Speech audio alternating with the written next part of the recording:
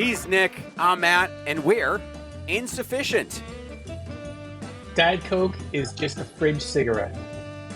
A fridge cigarette? Yeah. Diet Coke sucks. Dude, I love Diet Coke. I can't live without it. You're like, I gotta have that fucking aspartame. I don't get some goddamn aspartame up in here right now. I need that shit. Okay, so it is very often, actually, that I thank God that Matt is on this show with me, because the dude brings in some amazing points. And so we're going to talk. No, this is one of the best points I've seen, and it's beautiful. It's mildly debatable. Before I get there, we're going to do night one. Yes.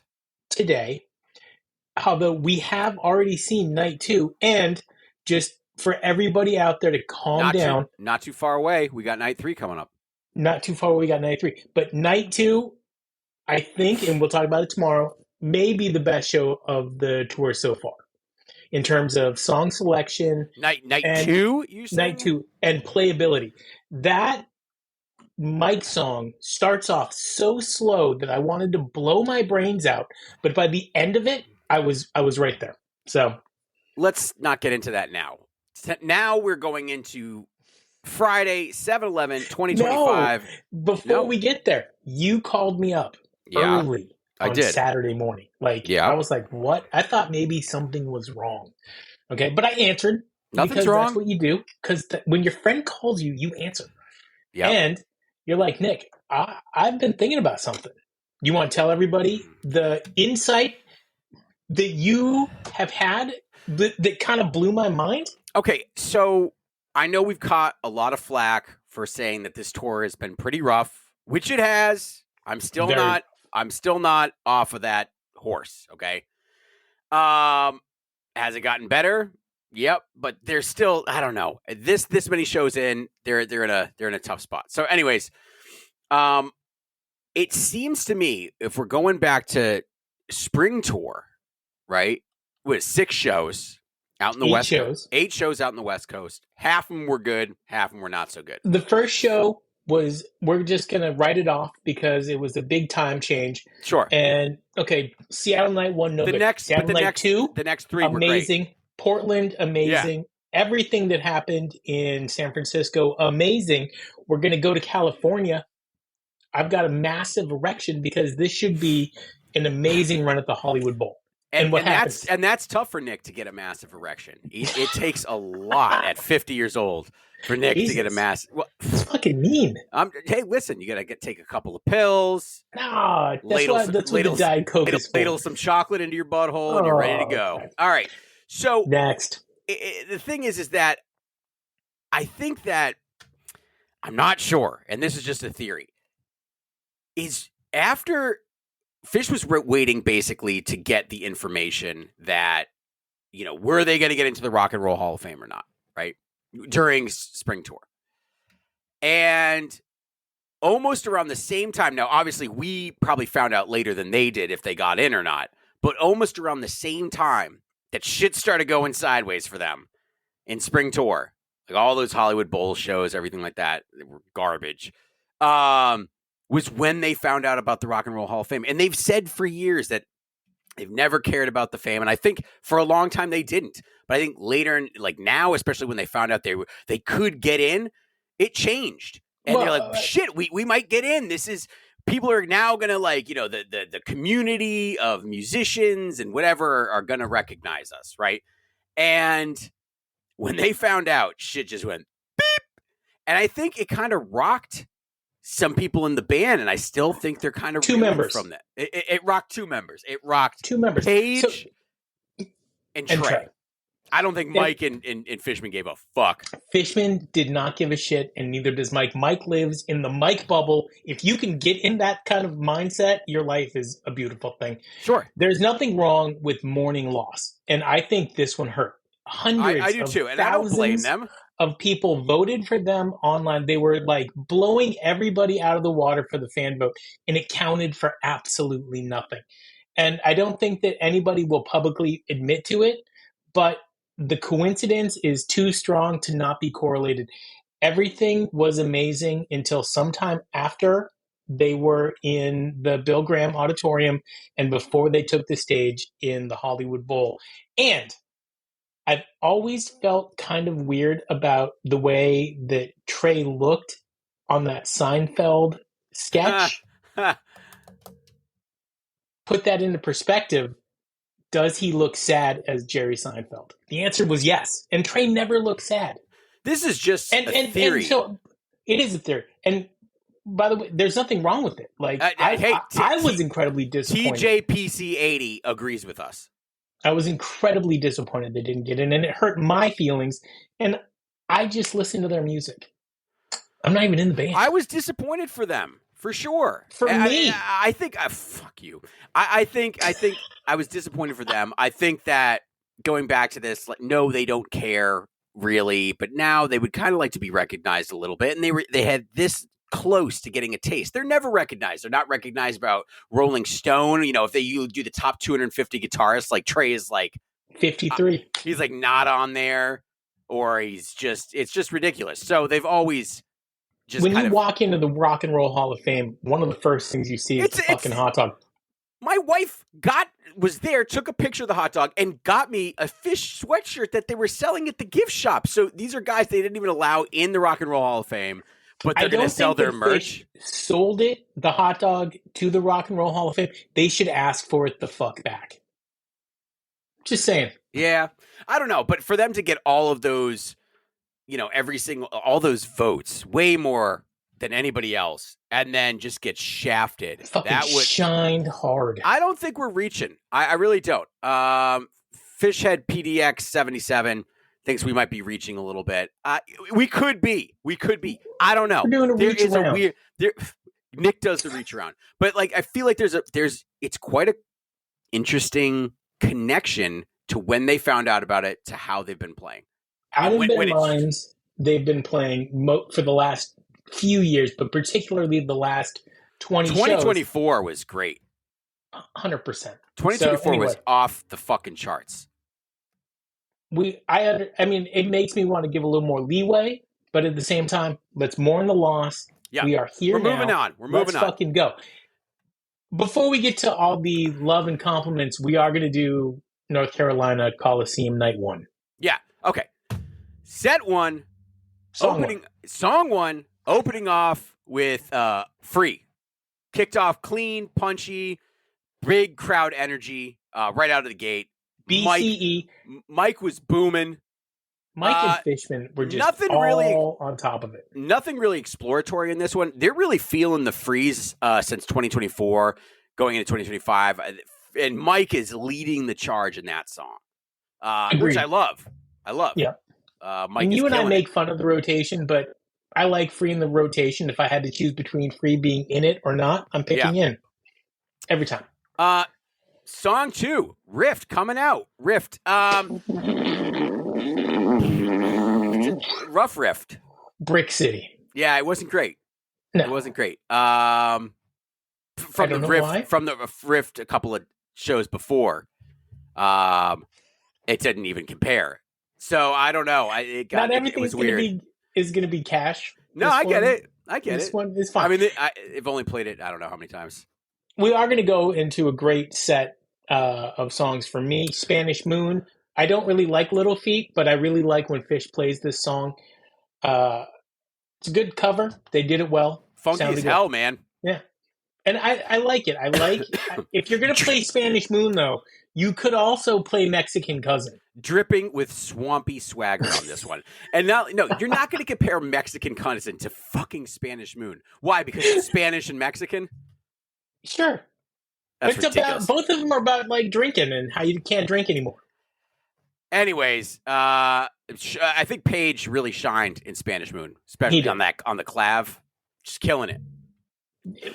I used to make fun of the Space Box because he was on it too much, like it was a crutch. He stopped playing it as much as he used to, and now when he does, it's just one of my favorite songs coming up, Reba. Obviously, without the whistling on this, though, I got the whistling in SNHU, which was great. You don't have to write no whistling, Phish.net. Just FYI. I mean, they almost always don't whistle. But not my favorite Yem. I thought it was a pretty rough go. The set sections were... Reba. Yeah, Reba. You said yeah. Did I? You did. Yeah, probably same. Okay.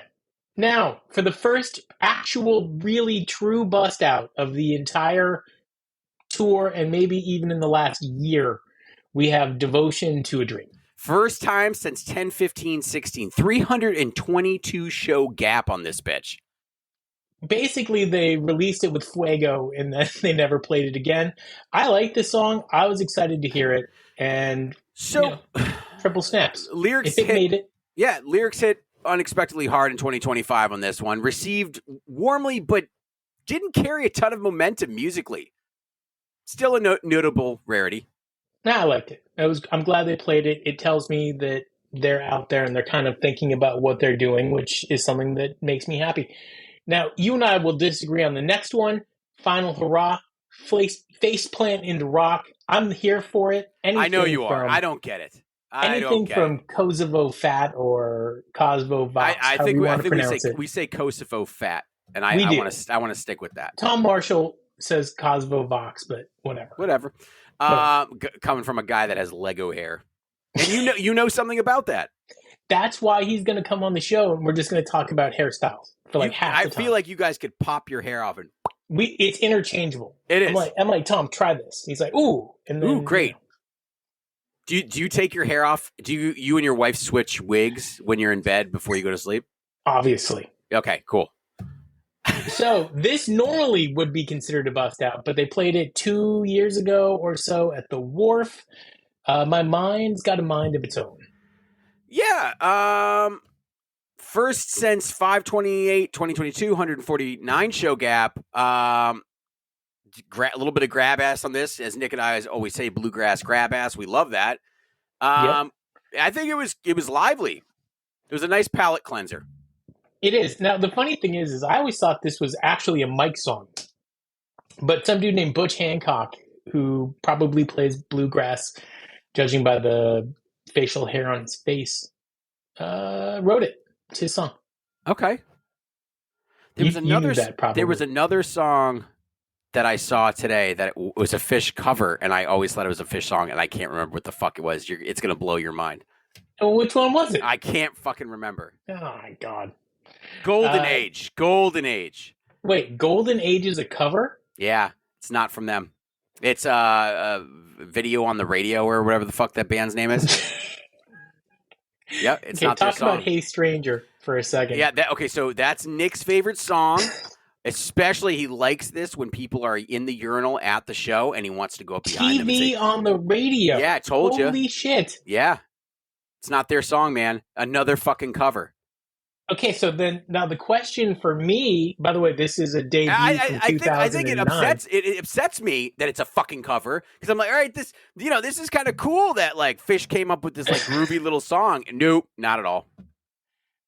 I think it makes me like this song more, and I never really liked this song. It's a 2.0-er. Super Bob. We should lose Bob. our credibility for not knowing. Who gives a fucking shit, Bob? I didn't fucking know. Fucking go sit and spin, Bob. Jesus. Let me tell you something. Strangers on the internet, like if you didn't know, like Lagrange wasn't their song. Okay, you're a fucking idiot. Wait, that's not their song? All right, Nick. Really? What did you think about this taste? Came up after Hey Stranger. Yeah. It was rough. Your favorite? It was rough. It was like almost like they'd never played it before. Oh my God. Okay, that's... No, it kind of was, though. I mean, they were really searching. Fishman, like, didn't have his normal feel in that. I don't know. It was very strange. Not what I want out of a taste, and I love taste. So... can you explain to everybody at home and maybe the co-host of the show, what the fuck is the difference between taste and taste that surrounds? Because when I click on taste, I get taken to a show that I was either at or almost at in June of 1995. Okay. And so definitely back then, the song was completely different. They didn't have like the rhythms or the set sections were completely different. It basically sounded like Free Part 2. Okay, I do. Yeah, well, so I will explain that, but I do have to comment on a follower right now. TJPC80 said, clear these two just got into Phish a few years ago. Okay, well, actually, Nick has been going since 93, and I've been going since 03. So we probably have been seeing them a little bit longer than you. And that's okay. But hey, if you're an old head, come on the show, or a noob, come on the show. We like talking to people that like talking about Phish. So I'm glad I can't see the comments. The taste that surrounds actually comes, it messes with the form of the song and actually lyrics and where lyrics are placed and who's singing what. So if you listen to Taste That Surrounds, it sounds like Taste, but it's not exactly the same. The form is different. Was it different when Fishman started singing? Is that when they started calling it the Taste That Surrounds? No, because Fishman was singing it. Yeah, when it was Taste That Surrounds. In the very beginning, it was just Trey, and then sometime on summer tour, I remember Fishman started to have a verse. It was the Fog That Surrounds. Fog That Surrounds, yes. And then they merged them together like Black Eyed Katie and the MoMA. Yes, something like that. Oh my God. So ending with your favorite song, Walls of the Cave, which I actually really like. I like this song. I don't know why you don't like it. You know what? It's a lot like it's a fine song, but it's a lot like Steel Tied from the Faulty Plant. No, what's the other one? Blank Space, Where My Mind Should Be. Same song? Okay. It takes a long time to get to the jam. Like too long. Don't take so long to get to the jam. That's all I'm saying. Yeah. Okay. Long ass break. It's a long song, but it just reminds me of it just like heavy 2.0 vibes on this. It's a major 2.0. The quickest set break of all time. No, longest. Was it? Yeah, it was like 45 minutes. It was 45 I swear to God, minutes. somebody DoorDashed a burrito. And I think they realized that Super Bob was watching the show, and they're like, I don't want to fucking come on if Super Bob is watching me. He's like, is Super Bob saying mean things about us? Yeah, Super Bob says that we're opinionated, which is true, Super Bob, but not informed. Well, we've been so fucking informed, man. I can't even tell you half of the shit we've been right about. So, Super Bob, if you go back to our release on Friday, which we wrote on Thursday, we did say there was going to be a Llama opener, set 2, song 1. Yeah, why don't you go back and watch the fucking podcast and see all the shit that we've called. There you go. How about that? Llama, however, it's slow Llama, and this is like slow for a slow Llama. I like slow Llama, but I don't know if I like slow Llama as a set 2 opener. Disco slow. Wait, I mean, it was like, disco can be fast? It was, the riff sounds so different when they play it at that speed. Yeah. It sounds like a video game riff. So I was happy they played Llama. I would have thought maybe we would have sped some member of the band, and I think it's Paige, doesn't like fast Llama. Because there was a show where Trey was like, why did we stop playing it fast? Huh, Mike? And he says it to Mike. And the reason he says it to Mike, I think, is to stick it to Paige. But anyway, Down with Disease, which apparently was finished, one of their best songs. I liked it. This was a great Down with Disease, start to finish. Down with Disease was fucking this killer. Set 2, for me, it's gonna get. I mean, it meandered early. Found several distinct, phases: bliss, groovy, minor key, murk. But a white hot peak on this. Longest, deepest Down with Disease in years. Agreed. Into Twist, which not my favorite song, but I had a lot of fun. Shorter than recent monster versions.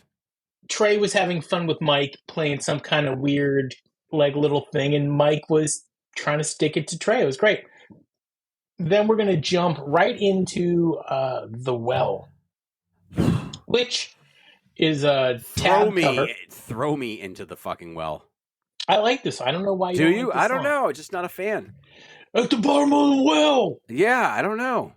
I kind of like. We asked for them to go into their archives and pull out bunch of shit, and they did.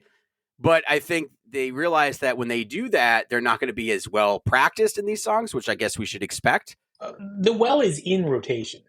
Yeah, in my sorta. But I don't know. They've been getting And so, closer. Slightless Escape, this was their second one, which is the next song. They've been which getting you don't like this song. No, I do not. No. It's a Ghost of the Forest guy. I know.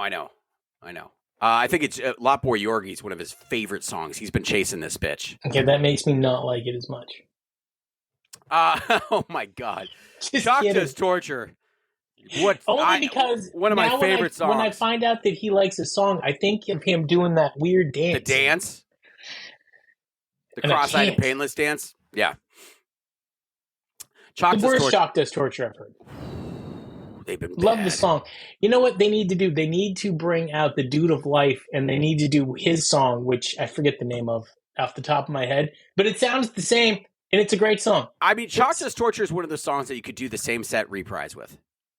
Oh same set reprise with Shocked as Torture. When we talk about tomorrow, during the I Am the Walrus, I thought they were going into Tweezer reprise multiple times. Why did they cover amazing. I Am the Walrus? Why, Dude, because you are the Eggman and I am the Walrus. I know, I like the song. It's just... Dude, it was amazing. Yeah, blew my mind. What didn't blow my mind was the Susie Greenberg. Susie Greenberg just absolutely flubbed. It was another brick. And then they left.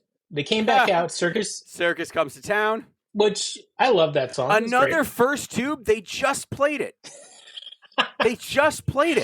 My only problem with this First Tube is that for me, it feels like something that they play when they've like melted your face.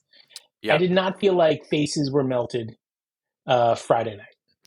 So overall highlights: Spanish Moon, Devotion, Down with Disease. I would say if you're going to go back to the show, the Slow Llama Jam, Slightless Escape had some good points. The Well did have some good points. I know Raw was fun. Yeah, so that's night one. That's I'm excited about tomorrow's show. I'm excited about tomorrow's show. I think tomorrow's show will be a little bit more positive. I hate it. I hate that we have to be this way. But I cannot. We don't have to be this way. No, I'm not going to sit and suck on their. I'm not going to sit and suck on their fucking nuts. No. This is our third or fourth year doing this, right? Yeah. Okay, and I would say that 70 to 99% of our shows has been nothing but favorable.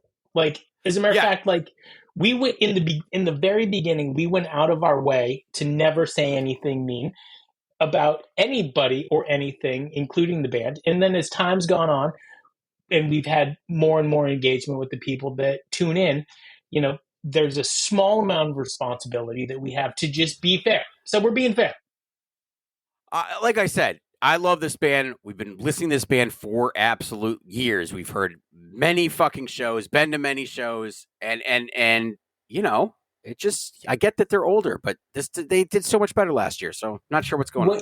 What you brought up on Saturday and you talked about earlier on this podcast, I'm hoping is playing a factor here because we can get over loss and we can move on. He's Matt. I'm Nick. We are Insufficient. I needed different music at the end of this one. I'm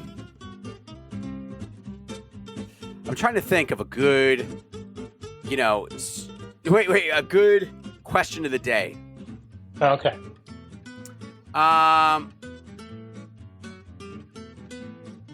So, like, are the slow funk arrangements like Llama killing momentum or refreshing the catalog? That's the question of the day. What do you guys think of those slow down, revamped songs? Let us know.